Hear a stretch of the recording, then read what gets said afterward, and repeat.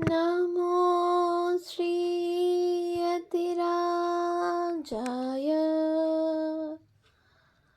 विवेकानन्दसूरये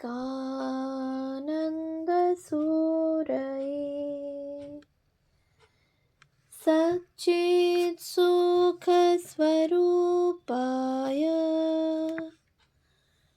स्वामिने तापहारिणे।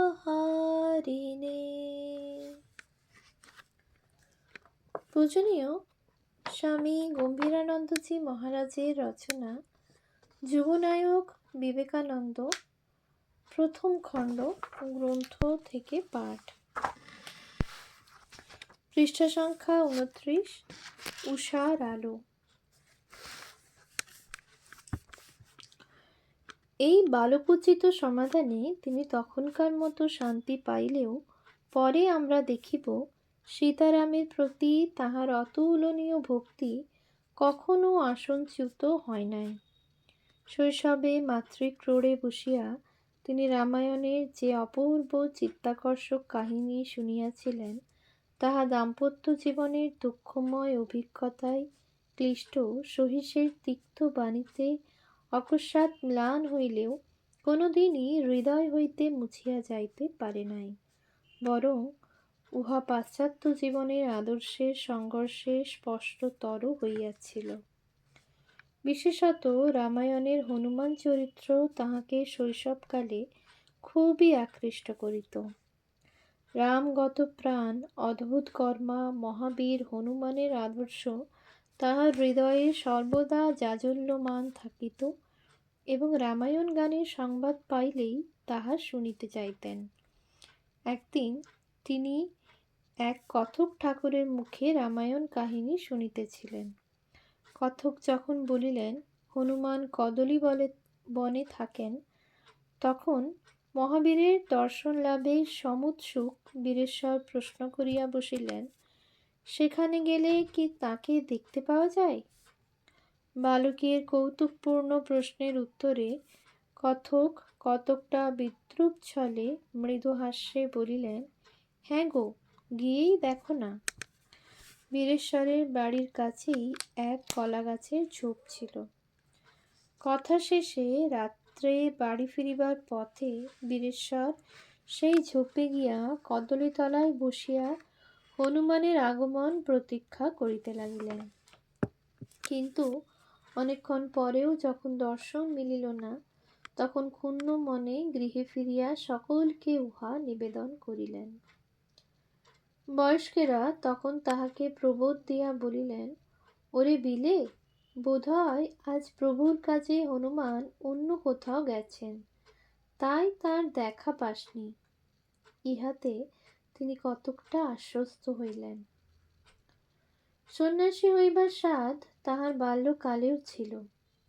একদিন একখণ্ড গেরুয়া কাপড় কৌপিনের মতো আঁটিয়া ঘুরিয়া বেড়াইতেছেন দেখিয়া মাতা জিজ্ঞাসা করিলেন, এ কি রে?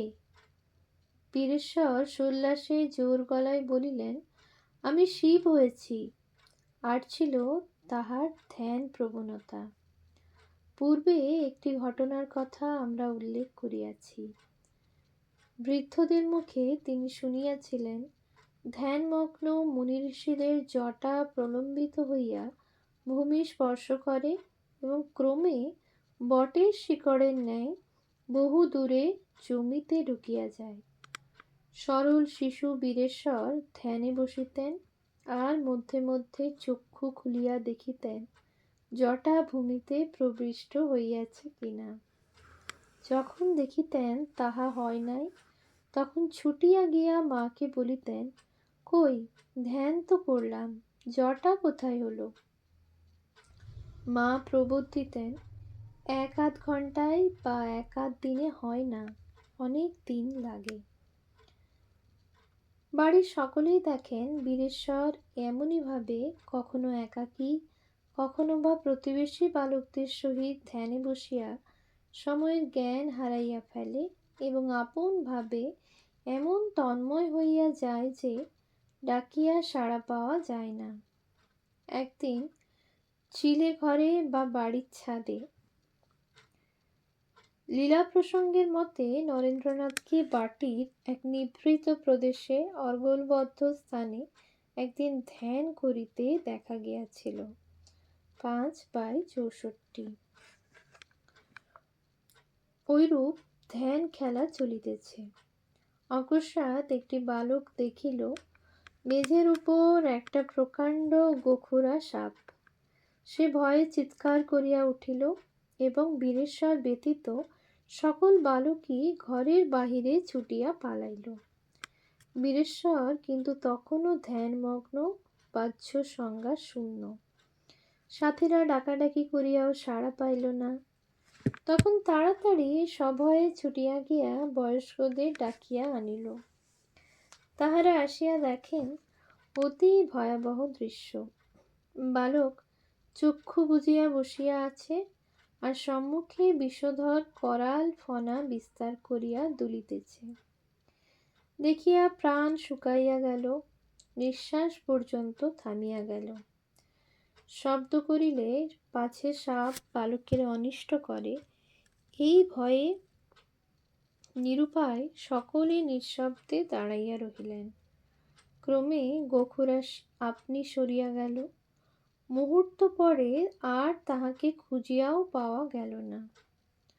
স্বল্পকাল পরে বাহ্যজ্ঞান লাভ করিয়া বীরেশ্বর সব শুনিলেন, কিন্তু বলিলেন, আমি তো কিছুই টের পাইনি। নরেন্দ্রের নিদ্রা ছিল এক অদ্ভুত ব্যাপার। তিনি অন্যান্য ছেলের ন্যায় বালিশে মাথা রাখিলেই নিদ্রাভিভূত হইতেন না। তাহার অভ্যাস ছিল উপুড় হইয়া শোয়া। এই অবস্থায় নিদ্রার জন্য চক্ষু মুদ্রিত করিলেই তিনি ভ্রু মধ্যে এক অপূর্ব জ্যোতির বিন্দু দেখিতে পাইতেন। উহা পরিবর্ধিত ও নানা বর্ণে পরিবর্তিত হইয়া ক্রমে ডিম্বাকার ধারণ করিত এবং অকস্মাৎ ফাটিয়া গিয়া তারাবাজির ন্যায় ছড়াইয়া পড়িত ও শুভ্র দীপ্তিতে চারিদিক উদ্ভাসিত করিয়া তাহাকে সেই আলোক সমুদ্রে ডুবাইয়া দিত। সেই সাগরে মগ্ন হইতে হইতে তিনি ঘুমাইয়া পড়িতেন। প্রতি রাত্রিতেই এইরূপ ঘটিত এবং তিনি উহা সাধারণভাবেই গ্রহণ করিতেন ও ভাবিতেন মানুষ এই প্রকারেই নিদ্রিত হয়। কাজেই এই অতি সাধারণ দৈনন্দিন ঘটনার কথা কাহাকেও বলার প্রয়োজন বোধ করেন নাই। অনেক কাল পরে তিনি যখন শ্রীযুক্ত দেবেন্দ্রনাথ ঠাকুরের নিকট ধ্যান শিক্ষা করিতে যাইতেন, তখন সমবয়স্ক এক বন্ধুর কিরূপ ধ্যান হয় তাহা জানিতে উৎসুক হইয়া তিনি কথার ছলে তাহাকে জিজ্ঞাসা করেন, আচ্ছা ভাই, তুমি কি ঘুমাইবার আগে একটা জ্যোতি দেখো? প্রশ্নের তাৎপর্য গ্রহণে অক্ষম বন্ধু আশ্চর্য হইয়া বলিল, না। নরেন্দ্র বলিলেন, আমি দেখি, এই কথাটি মনে করিয়া রাখিবে। বিছানায় শুইয়াই ঘুমাইয়া পড়িবে না। কতক্ষণ সতর্ক হইয়া থাকিলে তুমিও দেখিতে পাইবে। বন্ধু ইহা কিভাবে গ্রহণ করিয়াছিল এবং তাহার ভাগ্যে কি ফলাফল হইয়াছিল জানা নাই। তবে পরে 1882 খ্রিস্টাব্দে শ্রী রামকৃষ্ণ পরমহংসদেব এই জ্যোতি দর্শনের কথা শুনিয়া বলিয়াছিলেন, যারা ধ্যান সিদ্ধ তারাই ঐরূপ জ্যোতি দেখতে পায়। নরেন্দ্রের নিকটে ইহা ছিল আজীবন দৈনিক ঘটনা, যদিও শেষের দিকে ইহা তত ঘন ঘন বা স্পষ্ট হইত না।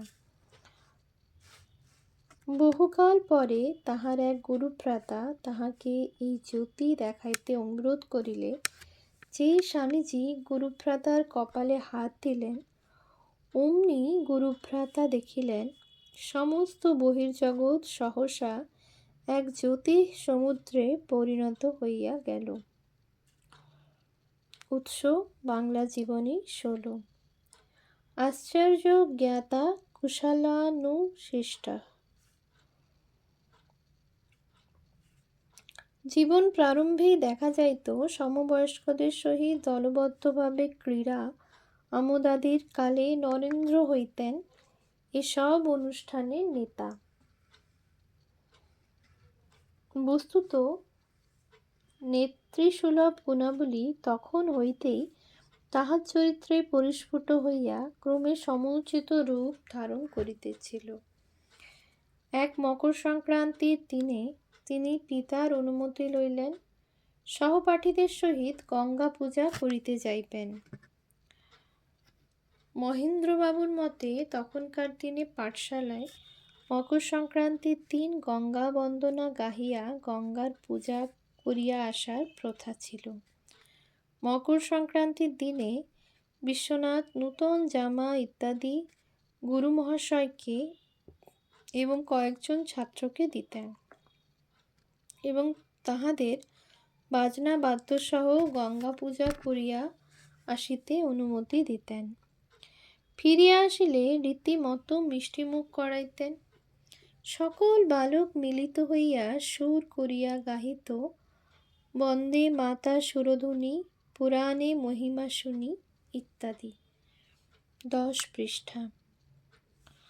বাদ্য ও পতাকাদির ব্যবস্থা পিতৃব্যয়ে সহজেই হইয়া গেল।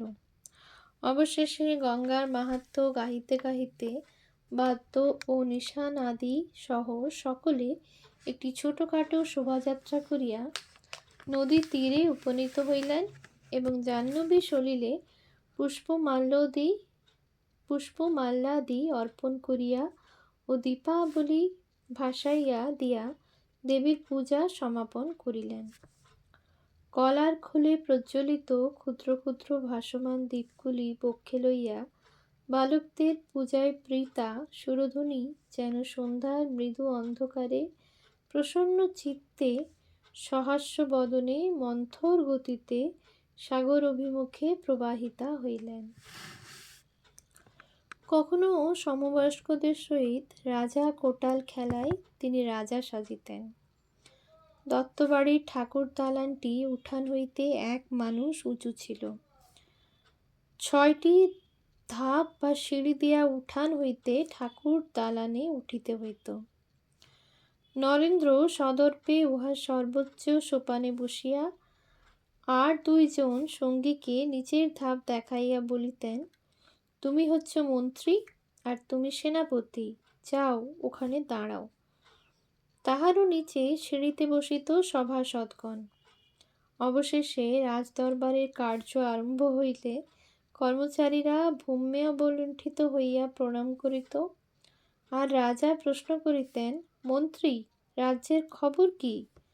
মন্ত্রী কখনো সুখবর নিবেদন করিয়া বলিত, আজ্ঞা হাঁ, প্রজারা পরম সুখে আছে। কখনো বা বলিত, না, একজন দস্যু বড় উৎপাত করছে। অমনি রাজাদেশ বিঘোষিত হইত, দুরাত্মার মুণ্ডচ্ছেদ করো। তৎক্ষণাৎ 10-11 জন খেলুয়াড়ি বালক দস্যুর শাস্তি বিধানে উদ্যত হতো। কিন্তু দস্যু আত্মসমর্পণ না করিয়া দ্রুত বেগে সদর দরজার দিকে ছুটিত, আর রাজার সৈনিক দলও ঊর্ধ্বশ্বাসে তাহার পশ্চাৎ ধাবন করিত। তখন দ্বীপ্রহরে সকলে স্ব শয্যায় বা চাকররা দেউড়িতে শুইয়া আরাম উপভোগ করিতেছে। সশব্দে ধাবমান বালকদের উৎপাতে অতিষ্ঠ চাকররা তাহাদের ধরিয়া শিক্ষা দিবার জন্য পিছনে ছুটিত। কিন্তু বেগে পলায়মান বালকদের নাগাল না পাইয়া ক্লান্ত দেহে স্বস্থানে ফিরিয়া শুধু মৌখিক ভৎসনা করিতে থাকিত। নরেন্দ্র রাজ আসনে বসিয়া এবং সব দেখিয়া শুনিয়া শুধু মৃদু মৃদু হাসিতেন। ওম শান্তি শান্তি শান্তি। হরি ওম তৎসৎ। শ্রীরামকৃষ্ণার্পণমস্তু।